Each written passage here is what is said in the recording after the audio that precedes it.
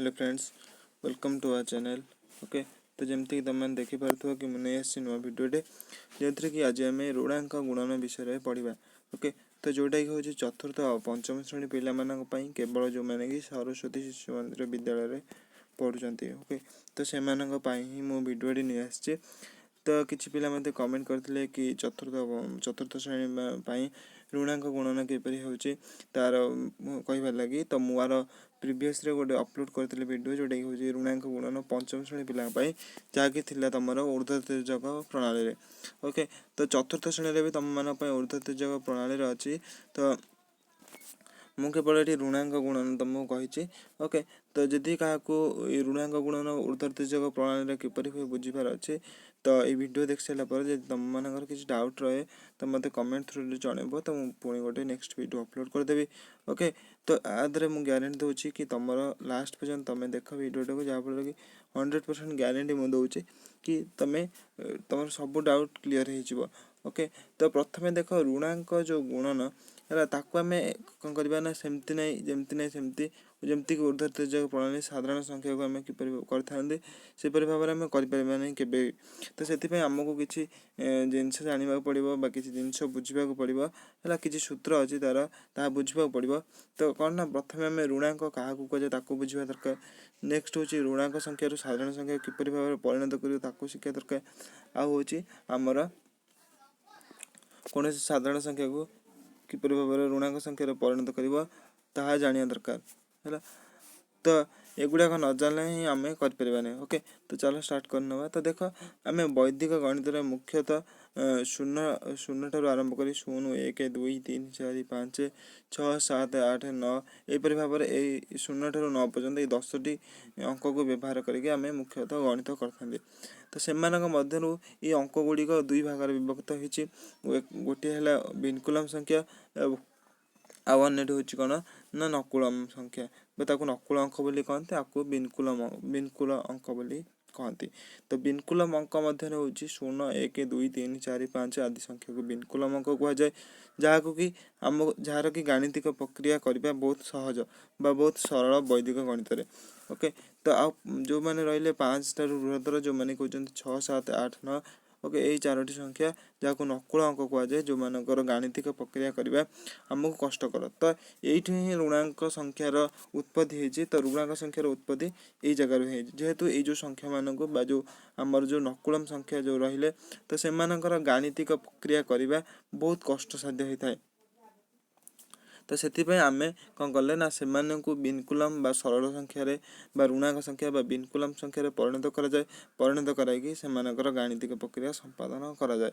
Okay, तो जदि मोर भिडियोटी तुम भल लगे तो मो चैनल को सब्सक्राइब कर, भिडियोटी लाइक कर और शेयर कर जहाँफल कि तुम तुम फ्रेंड मैंने तुम भाई भौणी मैंने से भी पढ़ी पारे। ओके, तो जदि मोर भिडियोटी भल लगे आर नेक्स्ट वीडियो जब तुम चाहूच कि जो आम किपर भाव में कौन साधारण संख्या को ऋणांक संख्यार परिणत कर किपर भाव में ऊर्ध्वतिर्यक प्रणाली हम है। तो तार पंचम श्रेणी वीडियो मुझे अपलोड कर भी कहीं कह भी डाउट अच्छी चतुर्थ श्रेणी पढ़ा लगे तो मत कमेंट कर जनातु जहाँफल कि मुझे अपलोड करदेवी।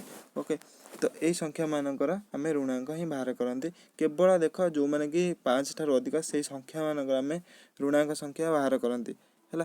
तो ऋणांक संख्या किपर बाहर कर जाए पूर्व पढ़िया लगे आमको ऋणांक संख्या किपर बाहर कर जाना लगे आमको परम मित्र आगे बाहर करा पड़ो। तो परम मित्र कौन संख्यार बाहर कराइले आमको कौन करा पड़ो ना परम मित्र हूँ कौन जदि कौन संख्या से समष्टि 10 हुए से आम परम मित्र बोली कहती गोटे अन्यटीर जेपरि कि 6 हूँ परम मित्र 4 कहीं 6 रे 4 मिसिले हूँ तुम 10 होता है। तो सहीपरि भाव में 7 परम मित्र हूँ 3 जहाँ कि 7 रे 3 मिसिले 10 होता है। तो ये आम उभय उभयर परम मित्र बोली कहवा जहाँकि तुम देखिपार 8 और 9। ओके, तो देख प्रत्येक क्षेत्र में कौन है ना ऋणांक संख्या जो परम मित्र लिखी गोटे गोटे कौन से रेखा चिन्ह अच्छी जो रेखा चिन्हित अंक को आम कौन कहते ना ऋणांक संख्या बोली कहती। ओके, तो ये जो ऋणांक संख्या जहाँकि हूँ कौन ना ताकू रेखा चिन्हित अंक द्वारा आम दर्शाती है। तो उदाहरण थ्रू देखा आम 19 ऋणांक हूँ कि ना 21 है। तो 19 ऋणांक किपर भाव में ना ऋणांक ଯେକୌଣସି ସଂଖ୍ୟାର ଗୋଟେ ସାଧାରଣ ସଂଖ୍ୟାର ଋଣାଙ୍କ ବାହାର କରିବାକୁ ହେଲେ ଆମେ ସେ ସଂଖ୍ୟାର କ'ଣ କରନ୍ତି ନା ଯେଉଁ ପ୍ରଥମେ ନକୁଳ ଅଙ୍କ ଅଛି ତାହାର ପରମିତ୍ର ବାହାର କରାଯାଏ। ତାପରେ ନକୁଳ ଅଙ୍କର ବାମ ପାଖରେ ଯେଉଁ ସଂଖ୍ୟା ଥାଏ ତାହାର ଆମେ କ'ଣ ବାହାର କରନ୍ତି ନା 1 ଯୋଗ କରନ୍ତି ହେଲା। ତ ଯେପରିକି 19 ଯାହାକି ହେଉଛି ଗୋଟେ ନକୁଳ ସଂଖ୍ୟା ମାନେ ଦେଖିପାରୁଥିବ। ତ ତାର ପରମିତ୍ର କୁହ, ତ ତାର ପରମିତ୍ର ହେଉଛି 1, ଯାହାପରେ କି ଆମେ ରେଖା ଚିହ୍ନ ଦେଲେ। ଯାହାର ଆମେ ଯେଉଁ ନକୁଳ ସଂଖ୍ୟାର ଆମେ ପରମିତ୍ର ବାହାର କରିବା, ନକୁଳ ଅଙ୍କର ପରମିତ୍ର ବାହାର କରିବା, ତାପରେ ଆମେ ରେଖା ଚିହ୍ନ ଦିଆଯାଏ। ଓକେ, ତ ସେଥିପାଇଁ ଏଠି ଦିଆଗଲା। ତାପରେ ଦେଖ ସେ ନକୁଳ ଅଙ୍କର ବାମ ପାଖରେ କ'ଣ ଅଛି, ନକୁଳ ଅଙ୍କର ବାମ ପାଖରେ 1 ଅଛି, ତ ସେଥିପାଇଁ ଏଇ ଅଙ୍କରେ 1 ଯୋଗ କରାହେଲା, ତ ସେ ହେଇଗଲା 2। ତ 21 ହେଉଛି ତମର ଋଣାଙ୍କ ଅଙ୍କ। ଓକେ, ତ ଯଦି ଋଣାଙ୍କ ଅଙ୍କ କେମିତି ପଢ଼ାଯାଏ, ଯେମିତି ଦେଖ ଏଇଠି 6ର ଋଣାଙ୍କ ହେଉଛି 4, ତ ତାକୁ ଆମେ 2 ପ୍ରକାର ପଢ଼ିପାରିବା, 4 ବିନକୁଲମ 4 ପଢ଼ିପାରିବା କିମ୍ବା ଋଣାଙ୍କ 4 ଭାବରେ ପଢ଼ିପାରିବା। ଓକେ, ମୁଁ ଭାବୁଛି ତୁମେମାନେ ବୁଝିପାରୁଥିବ। ଓକେ, ତ ଦେଖ ତୁମେ ଭିଡ଼ିଓଟିକୁ ଫାଷ୍ଟରୁ ଲାଷ୍ଟ ପର୍ଯ୍ୟନ୍ତ ଦେଖ, ଯାହାଫଳରେ କି କୌଣସି ବି ଡାଉଟ୍ ରହିବନି, ତାର ମୁଁ ଗ୍ୟାରେଣ୍ଟି ଦେଉଛି। ଓକେ, ତ ଯଦି ବି କିଛି ଡାଉଟ୍ ରହେ ମୋତେ କମେଣ୍ଟ ଥ୍ରୁରେ ଜଣାନ୍ତୁ। ଓକେ, ତ ଦେଖ ତ କିଛି ଏହିପରି ଭାବରେ କିଛି ଶିଖିଯିବା କି କୌଣସି ସଂଖ୍ୟାର କିପରି ଭାବରେ ଆମେ ଋଣାଙ୍କ ସଂଖ୍ୟା କିପରି ଭାବରେ ପ୍ରକାଶ କରିବା। ଓକେ, ଯାହାଫଳରେ ତୁମକୁ ସୁବିଧା ହେବ ଗୁଣନ କଲାବେଳେ। କାହିଁକିନା ଗୁଣନ କଲାବେଳେ ଆମେ ସେଇ ଋଣାଙ୍କ ସଂଖ୍ୟା ଯଦି ବାହାରିବ ତାକୁ ଆମେ କିପରି ଭାବରେ ସାଧାରଣ ସଂଖ୍ୟାରେ ପରିଣତ କରିବାକୁ ପଡ଼ିବ। ଓକେ, ତ ମନେ ରଖ କି ସବୁବେଳେ ହିଁ ଆମେ 6, 7, 8 ଆଉ ହେଉଛି 9 ଏଇ ସଂଖ୍ୟା ମାନଙ୍କରେ ହିଁ କେବଳ ହିଁ ଆମେ ବାହାର କରିଥାନ୍ତି ଋଣାଙ୍କ। ଓକେ, ତ ଦେଖ ନେକ୍ସଟରେ କ'ଣ ନା ଏଠି ଦେଇଛି 46ର ଋଣାଙ୍କ। ତ 46ର ଋଣାଙ୍କ ବାହାର କରିବା ଲାଗି ହେଲେ ଦେଖ ଏଠି 2 ପ୍ରକାର ସଂଖ୍ୟା ଅଛି। ପ୍ରଥମଟା ହେଉଛି କିଏ ନା 6 ଯିଏକି ହେଉଛି ଗୋଟେ ନକୁଳମ ସଂଖ୍ୟା, 4 ହେଉଛି ଗୋଟେ ବିନକୁଲମ ସଂଖ୍ୟା। ଆମେ କେବେ ବି କୌଣସି ବିନକୁଲମ ସଂଖ୍ୟାର ଋଣାଙ୍କ ବାହାର କରାଯାଏ ନାହିଁ, କାହିଁକିନା ସେ ହିଁ କେବଳ ସେ ତ ସେମ୍ ନା, ସେ ତ ଋଣାଙ୍କ ସଂଖ୍ୟା ନା, ତ ସେଥିପାଇଁ ଆମେ ତାର କାହିଁକି ବାହାର କରିବା। ତ ଦେଖ ଏଇ 46ର ବାହାର କରିବା ଲାଗି ହେଲେ ତ ପ୍ରଥମେ ତୁମକୁ 6ର ପରମିତ୍ର ଯାହାକି ହେଉଛି 4 ରଖିବାକୁ ପଡ଼ିବ, ତାହେଲେ ଉପରେ କ'ଣ ଦେବାକୁ ପଡ଼ିବ ନା ରେଖା ଚିହ୍ନ ଦେବାକୁ ପଡ଼ିବ। ତାପରେ ଦେଖ ଯେଉଁ ଆମର 6 ଯିଏକି ହେଉଛି ଗୋଟେ ନକୁଳମ ସଂଖ୍ୟା, ତାର ବାମ ପାଖରେ ଯେଉଁ ସଂଖ୍ୟା ଅଛି ତା ଦେହରେ 1 ଯୋଗ କରିବା, ଯାହାକି ଆମକୁ କୁହାଯାଇଛି। ଆମେ ସେ କରିବା ଲାଗି ହେଲେ ଆମେ 1 ଯୋଗ କରିବାକୁ ପଡ଼ିବ, ତ 1 ଯୋଗ କଲେ ହେଇଯାଉଛି ତମର 54, ଯାହାକି ହେଉଛି ଦେଖ 46 ହେଉଛି 54। ତ ଇଏ ହେଉଛି ନା, ତ ଆକୁ ହିଁ ଆମେ କହିଥାନ୍ତି ଋଣାଙ୍କ ସଂଖ୍ୟା ବୋଲି କହିଥାନ୍ତି। 46 ରହୁଛି 54 ଋଣାଙ୍କ। ଓକେ, ତ ନେକ୍ସଟ ଦେଖିବା। ତ ଦେଖ ସେହିପରି ଭାବରେ 77ର କରାହେଇଛି। ତ 77ର କିପରି ଭାବରେ ହେଇଥାଏ ତ ତାହା ବି ଦେଖିନେବା। ଦେଖ 77 ଏଠି 2ଟା ଯାକ ଅଛି ତମର ନକୁଳମ ସଂଖ୍ୟା। ତ ପ୍ରଥମ ସଂଖ୍ୟାର ପ୍ରଥମେ ବାହାର କର ଯେଉଁ ଆମର ହେଉଛି କ'ଣ ପରମିତ୍ର, ଯାହାକି ହେଉଛି 3 ଅଟେ। ତାପରେ ରେଖା ଚିହ୍ନ ଦିଅ, ତାପରେ ପୁଣି ସେମିତି ସେମ୍ ଜିନିଷ କରିବା। ବାମ ପାଖ ସଂଖ୍ୟାରେ 1 ଯୋଗ କରିବା, ତ ବାମ ପାଖ ସଂଖ୍ୟାରେ 1 ଯୋଗ କଲାକୁ ତମର ହେଉଛି 8। ତାହାର ବି ପରମିତ୍ର ଲେଖିବାକୁ ପଡ଼ିବ, କାହିଁକିନା ସିଏ ଏବେ ପରିଣତ ହୋଇଗଲା ଗୋଟେ ନକୁଳମ ସଂଖ୍ୟାରେ, ତ ସେଥିପାଇଁ ତାର ଆମେ ପରମିତ୍ର ବାହାର କଲେ ଯାହାକି ହେଉଛି 2, ତାହାର ରେଖା ଚିହ୍ନ ଦେଲେ। ଓକେ, ତ ତାପରେ ନେକ୍ସଟ ଦେଖ, ତାପରେ ତାର ବାମ ପାଖରେ କିଛି ନାହିଁ ମାନେ 0 ଅଛି, ତ ସେହିପରି ଭାବରେ ସୂତ୍ର ଅନୁସାରେ ଆମେ 1 ଯୋଗ କରିବା, ତ ଯାହାଫଳରେ 1 ଯୋଗ କଲେ ତ 1 ଯୋଗ କରିଦେଲେ, ତ ଯାହାକି ହେଉଛି ତମର 123 ଏଇଠି ଦେଖିପାରୁଥିବ ତମମାନେ, ତ ଯାହାକି ହେଉଛି ଏହାର ଋଣାଙ୍କ। ଓକେ, ତ ନେକ୍ସଟ ଯିବା। ତ କୌଣସି ସଂଖ୍ୟା ଯଦି ଋଣାଙ୍କ ସଂଖ୍ୟା ଥାଏ ତାକୁ କିପରି ଭାବରେ ସାଧାରଣ ସଂଖ୍ୟାରେ ପରିଣତ କରିବା। ତ ପ୍ରଥମେ ଯେମିତିକି ତୁମେମାନେ ଦେଖୁଛ କି ଏଠି କ'ଣ ଅଛି ନା 2 ଉପରେ ରେଖା ଚିହ୍ନ ଅଛି ଆଉ 3 ଉପରେ ରେଖା ଚିହ୍ନ ଅଛି। ତ ଦେଖ କୌଣସି ଋଣାଙ୍କ ସଂଖ୍ୟାକୁ କିପରି ଭାବରେ ସାଧାରଣ ସଂଖ୍ୟାରେ ପରିଣତ କରିବା ନା ତାର ବି ସୂତ୍ର ଅଛି। ତ କ'ଣ କରିବ ନା ଯେଉଁ ସଂଖ୍ୟାରେ ରେଖା ଚିହ୍ନ ଥିବ ସେମାନଙ୍କର ପରମିତ୍ର ଲେଖ, ତାପରେ କ'ଣ କର ନା ଯେଉଁ ରେଖା ଚିହ୍ନିତ ଅଙ୍କର ବାମ ପାଖରେ ଯେଉଁ ଅଙ୍କ ଅଛି ସେମାନଙ୍କର କ'ଣ କର ନା 1 1 ବିୟୋଗ କର। ତ ସେହିପରି ଭାବରେ ଦେଖ 2ରେ ଆମର ପରମିତ୍ର ଆମେ 8 ରଖିବା, ତାପରେ ବାମ ପାଖ ସଂଖ୍ୟା ଯିଏକି 7 ଅଛି, 7ରୁ 1 ଯେଉଁ ମାଇନସ୍ କଲେ ବା ବିୟୋଗ କଲେ ହେଉଛି ତମର 6। ଓକେ, ତ ତାପରେ ପୁଣି ଦେଖ 3 ଉପରେ ରେଖା ଚିହ୍ନ ଅଛି, ଯାହାର କି ପରମିତ୍ର ହେଉଛି 7। ତ ତାର 3ର ହେଉଛି ବାମ ପାଖ ସଂଖ୍ୟା ହେଉଛି 5 ଅଛି, ଯାହାର କି ପୂର୍ବ ସଂଖ୍ୟା ବା ତାର 1 ବିୟୋଗ କଲେ ତ ହେଉଛି ତମର 4। ତ ଏହିପରି ଭାବରେ ଆମେ ତାକୁ ଯୋଡ଼ିକି ଲେଖିଦେଲେ ତମର ହେଉଛି 8, ତାପରେ ହେଉଛି 6, ତାପରେ ହେଉଛି 7, ତାପରେ ହେଉଛି 4। ତ ଇଏ ହେଉଛି 4768, ଯାହାକି ହେଉଛି ଗୋଟେ ସାଧାରଣ ସଂଖ୍ୟାର ଗୋଟେ ଋଣାଙ୍କ ସଂଖ୍ୟାର ସାଧାରଣ ସଂଖ୍ୟା। ତ ଏବେ ଆମେ ଯିବା गुणन पाखକୁ। ତ ଏବେ ଆମେ ପଢ଼ିଲେ କି ଋଣାଙ୍କ ସଂଖ୍ୟା କାହାକୁ କୁହାଯାଏ। ତମର କୌଣସି ଡାଉଟ୍ ବି ନଥିବ। ଓକେ, ତ ଏବେ ସବୁ ବୁଝିପାରୁଥିବ କିପରି ଭାବରେ ଆମେ କୌଣସି ସାଧାରଣ ସଂଖ୍ୟାରୁ ଋଣାଙ୍କ ସଂଖ୍ୟା କରିବା ବା କୌଣସି ଋଣାଙ୍କ ସଂଖ୍ୟା କିପରି ସାଧାରଣ ସଂଖ୍ୟା ତାହା ଏବେ ଶିଖିଗଲ। ତ ଏବେ ଋଣାଙ୍କର ଗୁଣନ କରିବା। ତ ଆଗରୁ ପଢ଼ିଛ କି ଏଇ ଯେଉଁ ରେଖା ଚିହ୍ନିତ ଅଙ୍କକୁ ଆମେ ଋଣାଙ୍କ ବୋଲି କହନ୍ତି। ଯେପରିକି ତମକୁ ଏଇଠି ଦିଆଯାଇଛି 1ରେ ପଢ଼ିଲେ 1 ଋଣାଙ୍କ, 2କୁ 2 ଋଣାଙ୍କ 2 ଏପରି ଭାବରେ ପଢ଼ାଯାଏ। କୌଣସି ସଂଖ୍ୟାକୁ ଯଦି ଋଣାଙ୍କ ସଂଖ୍ୟା ଗୁଡ଼ିକୁ ଯୋଗ କରିବା, ଓକେ, ତ ଋଣାଙ୍କ ସଂଖ୍ୟା ଗୁଡ଼ିକର ଯୋଗ କିପରି ହୋଇଥାଏ। ଯଦି କୌଣସି ଋଣାଙ୍କ ସଂଖ୍ୟା ସହିତ ଆମେ ଋଣାଙ୍କ ସଂଖ୍ୟାକୁ ଯୋଗ କରନ୍ତି ତ ଯୋଗଫଳ କ'ଣ ହେବ ନା ସେଇ ଋଣାଙ୍କ ସଂଖ୍ୟା ହେବ। ଯେପରିକି ତୁମେମାନେ ଦେଖିପାରୁଛ ଯେକୌଣସି ସଂଖ୍ୟାକୁ 2ଟି ହେଉ ବା 3ଟି ହେଉ, ଯେପରି ଭାବରେ ମୁଁ ଯଦି ନେବି 5 ସହିତ 5 ଋଣାଙ୍କ ସହିତ 6 ଋଣାଙ୍କକୁ ଯୋଗ କରିବି ତ ମୋର କ'ଣ ହେବ ନା ଇଏ ହେବ 11 ହେବ। ଏପରି ଭାବରେ ହେଇଥାଏ 11 ଋଣାଙ୍କ ହୋଇଥାଏ। ତ ସେହିପରି ଭାବରେ ତୁମେ ଦେଖ ଯେଉଁ ମାନେ କ'ଣ ନା ଯେଉଁ ସଂଖ୍ୟାର ଋଣାଙ୍କ ସଂଖ୍ୟା ଗୁଡ଼ିକୁ ଆମେ ଯୋଗ କରନ୍ତି ହେଲା, ତ ସେମାନଙ୍କର କ'ଣ ହେଇଥାଏ ନା ସେଇ ଋଣାଙ୍କ ହିଁ ରହିଥାଏ 2ଟି ଋଣାଙ୍କ ସଂଖ୍ୟାର ଯୋଗ କଲେ। ତ ଯଦି ଆର ସର୍ଟ ମେଥଡ଼ ହେଉଛି କ'ଣ ନା ଦେଖ ମୁଁ କହିଦେଉଛି। ଆକ୍ଚୁଆଲି ଆମେମାନେ ଜାଣିନାହାନ୍ତି ବା ଆମକୁ କୁହାଯାଇ ନଥାଏ, କୌଣସି ଟିଚର କହିନଥାନ୍ତି କି ଋଣାଙ୍କ ଆକ୍ଚୁଆଲି କ'ଣ ନା ଋଣାଙ୍କ ହେଉଛି ଗୋଟେ ମାଇନସ୍ ସଂଖ୍ୟା, ଯେଉଁଟାକି ତୁମେ ଆଗକୁ ପଢ଼ିବ ବା ଯେତେବେଳେ ହାୟର କ୍ଲାସ୍କୁ ଯିବ ସେତେବେଳେ ପଢ଼ିବ। ତ ଋଣାଙ୍କ ସାଙ୍ଗରେ ଆମେ ଯେତେବେଳେ ଋଣାଙ୍କକୁ ଗୁଣନ୍ତି ତ ସେତେବେଳେ କ'ଣ ହୁଏ ନା ପ୍ଲସ୍ ହୁଏ ହେଲା। ଓକେ, ତ ସେହିପରି ଭାବରେ ଯଦି ଆମେ କ'ଣ କରନ୍ତି ନା ଋଣାଙ୍କ ସଂଖ୍ୟାକୁ ଦେଖ, ଯଦି ମୁଁ କ'ଣ କରେ ନା ମାଇନସ୍ଟାକୁ ଏଇ ଯେଉଁ ରେଖା ଚିହ୍ନିତ ଅଙ୍କକୁ ଯାହାକୁ କି ଋଣାଙ୍କ ସଂଖ୍ୟା ନିଏ ହେଲା, ଆଉ ହେଉଛି କ'ଣ ନା ଏଇ ଯେଉଁ ପ୍ଲସ୍ ଚିହ୍ନ ଯାହାକୁ ହେଉଛି ଗୋଟେ ସାଧାରଣ ସଂଖ୍ୟା ନିଆଯାଏ ହେଲା। ତ ଆମର କ'ଣ ହେବ ନା ଯଦି ଆମେ ଋଣାଙ୍କ ସଂଖ୍ୟା 2ଟିକୁ ପରସ୍ପର ସହିତ ଗୁଣନ କରନ୍ତି ତ ଆମର ଏକ ସାଧାରଣ ସଂଖ୍ୟା ବାହାରିବ। ଏହାକୁ ତୁମେ କ'ଣ କର ନା ନୋଟ୍ କରିକି ରଖିଦିଅ କିମ୍ବା ଭଲସେ ବୁଝିଦିଅ। ଯଦି ଆମେ କୌଣସି ସାଧାରଣ ସଂଖ୍ୟା ସହିତ କୌଣସି ଋଣାଙ୍କ ସଂଖ୍ୟା ଗୁଣନ କରାଯାଏ ତ ଆମର କ'ଣ ହେବ ନା ବାହାରିବ ଋଣାଙ୍କ ସଂଖ୍ୟା। ତ ସେହିପରି ଭାବରେ ଯଦି ଆମେ ସାଧାରଣ ସଂଖ୍ୟାକୁ ପରସ୍ପର ସହିତ ଗୁଣନ କରାଯାଏ ତ ଆମର ସାଧାରଣ ସଂଖ୍ୟା ବାହାରିବ। ତ ଇଏ 3ଟି ଜିନିଷ ତୁମେ ମନେ ରଖ ହେଲା। ତ ମୁଁ ସେଥିପାଇଁ କହିଦେଲି। ତ ଇଏ ପ୍ଲସ୍ ମାଇନସ୍ ଅନୁସାରେ ହେଇଥାଏ। ତ ଇଏ ବି ସେଇ ଏକା କଥା ଯେ କି ଆମେ ଯେତେବେଳେ ପରସ୍ପର ମାଇନସ୍ ସଂଖ୍ୟାକୁ 2 ଥର ଗୁଣନ୍ତି ତ ପ୍ଲସ୍ ହୁଏ, ପ୍ଲସ୍ ମାଇନସ୍କୁ ଗୁଣିଲେ ମାଇନସ୍ ହୁଏ। ତ ଏହିପରି ଭାବରେ ଥାଏ, ତୁମେ ଆଗକୁ ପଢ଼ିବ। ତୁମେ ଏମିତି ବୁଝ କି ଆମର ଯଦି ସାଧାରଣ ସଂଖ୍ୟା କୌଣସି ଥାଏ ତ ତାକୁ ଆମେ ଋଣାଙ୍କ ସାଙ୍ଗରେ ଗୁଣିଲେ କେମିତି କ'ଣ ହେଇଥାଏ ହେଲା। ତ ଦେଖ ତୁମେ ଅଟୋମେଟିକ୍ ଯେତେବେଳେ ଆମେ ଗଣିତ କିଛି କରିବା ବା ଉଦାହରଣ ବା ଅଙ୍କ କରିବା ଅନୁଶୀଳନୀର, ଯାହାଫଳରେ ଏକ୍ସରସାଇଜ୍ର ଅଭ୍ୟାସ କାର୍ଯ୍ୟ କଲେ ଆମେ ଅଟୋମେଟିକ୍ ବୁଝିପାରିବା ହେଲା। ତ ଦେଖ ଏବେ ଯିବା ଆମେ ସେ ଯେଉଁ ତୁମକୁ କହୁଥିଲି ଯେଉଁ ଫର୍ମୁଲା ଗୁଡ଼ାକ କଥା ହେଲା।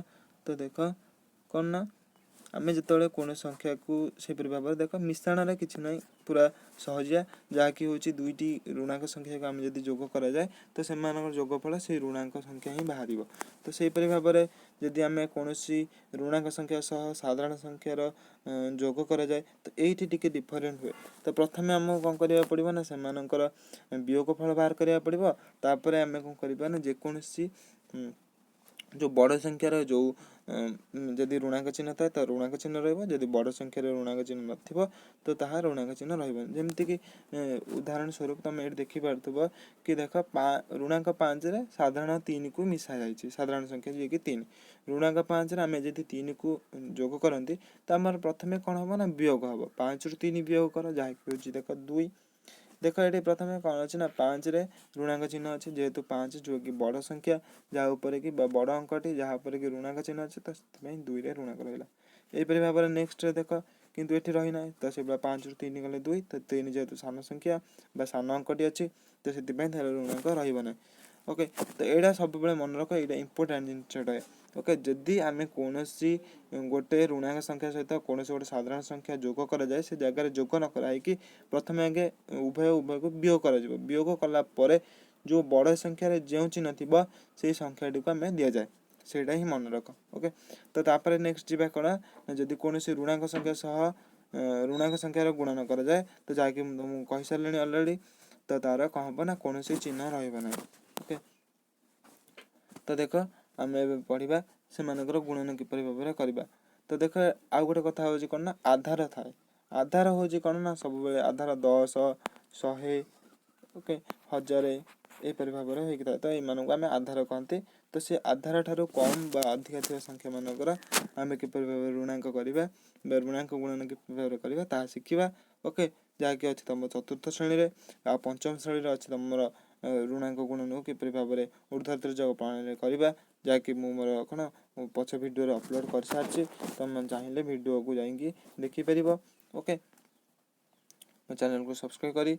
तो देख आधार ठारू कम संख्या मानकर किपरि भाबे गुणन करिबा। तो देख एठी देछि 98 आ होछि 97, जहाँकि तुम मान देखि पारथुबो, जहार कि आधार होछि देख ए मानकर आधार होछि 100, काहेकि ना माने 100 ठारू टिके कम। देख एठी आमे नै परिबानी 10। ओके, तो सेति पय आमे नेले एठी आधार 100। तो ये 100 ठारू 98 टा केते कम देख तुम 2 कम, पूरा धीरे धीरे बुझ। तो सेहि परि भाबे 97 टा होछि 3 कम अटे आधार ठारू। तो एठारे देख आधार रे कौन हुए ना, आधार रे जेतेटी शून्य रहिबो तो सेही अनुसार हमर डाहाण पाख संख्या सेतोटी रहिबो। तो देख कौन हुए ना, ए जो दुईटा रहिला आधार ठारू बा अधिका बा कम, तो जेहेतु कम अछि त आमे से मानकर ऋणांक चिन्ह देले हला। तो आमे कोन करिबा ना, एबे 3 रे 2 को गुणिबा। 3 रे 2 गुणले देख 6 हैला, जेहेतु 3 आ होछि गुणन 2 आमे कले, जहारे कि उभय क्षेत्र रे कोन थिला ना ऋणांक चिन्ह थिला। तो से मानकर साधारण संख्या हे गला बा 6 हे गला। तो एठी शून्य कोन पय रहिला ना, देख ए जो आधार अछि जोटा कि 100 अछि, जहारे कि कोन ना दुईटी देख हमरा कोन अछि ना शून्य अछि। तो सेति पय हमको डाहाण पाख संख्या दुईटा ही रहिबा को पड़िबो बा रखिया को पड़िबो बाध्य सेटा। ओके, तो देख तो सेति पय 06 हैला। तो सेहि परि भाबरे एठु को तापरे कोन करबा ना, जो संख्या दुईटी रहिला 98 बा 97, तातर तमे जो क्रॉस करिके देखोन से 98 रु 3 फेडी पार, काहेकि ना ए कम थिला आधार ठारू, बा 97 रु 2 फेडी पार। तो जदि आमे 97 रु 2 फेडिबा त हमर होछि 95, किबा 98 जदि 3 फेडिबा जहा कि होछि 95। तो एबे जोडी करी लिखि दे ताको, जहा कि होछि तम आंसर। ओके, तो एही थिला आधार ठारू कम थिबा संख्यार किपरि भाबरे गुणन करिबा। तो सेहि परि भाबरे जदि देखिबा आधार ठारू जदि गोटे अधिका बा गोटे कम थाए, तो सेमान किपरि भाबरे करिबा। देख 11 आ थर मन करने 11 आ 12 रो मु करूछि आधार ठारू अधिका थिबा संख्या। तो एठी देख आधार होछि 10, काहेकि ना ए माने 10 ठारू टिके अधिक होछन। तो देख 11 जे होछि केते अधिका 1 अधिका, ये होछि प्लस 1 रहइबो। सेति पय ये होछि कोन ना, देख 2 अधिका। तो सेति पय माने साधारण रहले जोटा कि होछि कम रहइबो से मानकर हमें ऋणांक चिन्ह दबा। ओके, तो तापरे कोन करबा ना, एबे गुणन करबा। देख किपरि भाबरे ना 2 रे 1 गुणन करले एठी रहबो 2। देख मु एठी शून्य व्यवहार करू नै, काहेकि ना आधार रे गोटिए शून्य मात्र अछि, बा हमर डाहाण पाखरे गोटिए संख्या ही रहइबो। तो तापरे कोन कर ना, तमे 12 रु 1 फेड माने 11 रु 2 फेड हला। तो जहा भी कले चलिबो। सॉरी कहबो ना, सॉरी तो ये कहछ ना, जेहेतु अधिका अछि त हमें मिसेबा को पड़े। 12 रे 1 मिसा किबा 11 रे 2 मिसा। तो हमें जदि मिसेबा 12 रे 1 मिसा ये होछि 13, किबा 11 रे 2 मिसला 13। तो हमर टोटली होछि, जदि हम गुणन प्रक्रिया रो गुणफल हमर होछि केते ना 132 होइताय। ओके, तो सेहि परि भाबरे एठी देछि तुमको 11 आ गुणन 8। तो एठी देख गोटे अधिका अछि आधार ठारू आ गोटे अछि कम अछि आधार ठारू। तो सेमानकर गुणन हमें किपरि भाबरे करिबा।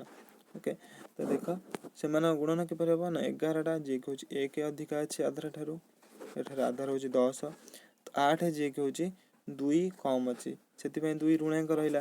तो एठारे हमें 2 रे 1 गुणले 2 ऋणांक रहिबो, काहेकि ना मु तुमको कहिछि जदि हमें कोन साधारण संख्या सहित हमें ऋणांक संख्या को गुणन करंते त हमर ऋणांक ही बाहरे। तो सेति पय ऋणांक रहिला। तापरे सेमति टाइप रो तमे 8 रे 1 मिसेई पार, न 11 रे 2 को फेडी पार। तो 8 रे 1 मिसिले न, 11 रे 2 फेले न, जहा भी करि परबो गोटे थरो करबो। ओके, तो एबे तमर हैला 92, जोडे कहउछि गोटे ऋणांक संख्या। तो ताकू हमें परिणत करबा आधा कोन ना साधारण संख्या रे, जहा कि तम माने मु कहि सारछि। तो देखो 2 रो परमित्र होछि 8। तब तापर बाम पाख जो संख्या थाए तादर हमें 1 फेडी दंते, जहा कि होछि हम कहितले कि सूत्र रे। तो 9 रो 1 फेले 8, तमर होछि टोटली गुणफल ताले होछि 88। ओके, तो एई परि भाबरे तम मानकर अछि। ओके, तो अभ्यास कार्य रे करबा लागि तो गोटे उदाहरण मु देखो बुझेई दउछि। तो देन देखो ख नंबर से परि भाबरे यदि 3 टी संख्या थाए, तो एठी देखो आधार तम मान देखि परतबो कि होछि 100, काहे ना 105 रे हमको 101 को देछि गुणन करबा लागि, तार गुणफल बाहर करिया लागि। देखो 105 टा होछि आधार ठारू 5 अधिका, तो सेति पय लेखा गला। आ होछि 101 टा होछि आधार ठारू 1 अधिका, तो सेमानर गुणफल बाहर करा जाछि 5 के होची 5 जहाँकि होची गोटे संख्या देख ये किंतु कौन अच्छी दुईटी संख्या अच्छी आधार रे दुईटी शून्य अच्छे तो से अनुसार आम से आम पाखे शून्य देला जहाँकि ये लिखाई तुमने देखिपे तापर कौन कर ना जेहेतु एम आधार ठार अधिक अच्छा से कर पड़ा जेकोसी गोटे को लेकिन यहपरी भाव में तुमको क्रिस क्रस करके मिसै पड़ो ओके तो जोटा भी चाहिए मिसै पार तुम एटा को मिसा ना आइदर कौन कर ना एमती करके मिसाओ है तुम इच्छा तो देख जब आम कौन कर ना 105 रे आम जब एक को मिसौर आमर हो जाए 106 तो जहाँकि एठार लिखाई तो ताकू आम जोड़ी लिखिदेवा ए ओके तो जहाँकि हूँ तुम मानकर गुणफल तो यहपरी भाव में तुम मानकर अच्छी है तो भावुँ तुम मैंने बुझीपार जदि किसी भी प्रोब्लेम हुए है आर नेक्स्ट अच्छी कौन ना ऊर्ध्वर तिर्यक प्रणाली गुणन है तो जो मन को बुझीपार अच्छे से कमेंट कर जनातु ओके तो जब मोर वीडियो गुड़ी भल लगे तुम मो वीडियो को लाइक कर शेयर कर और चैनल को सब्सक्राइब कर ओके थैंक्स फॉर वाचिंग।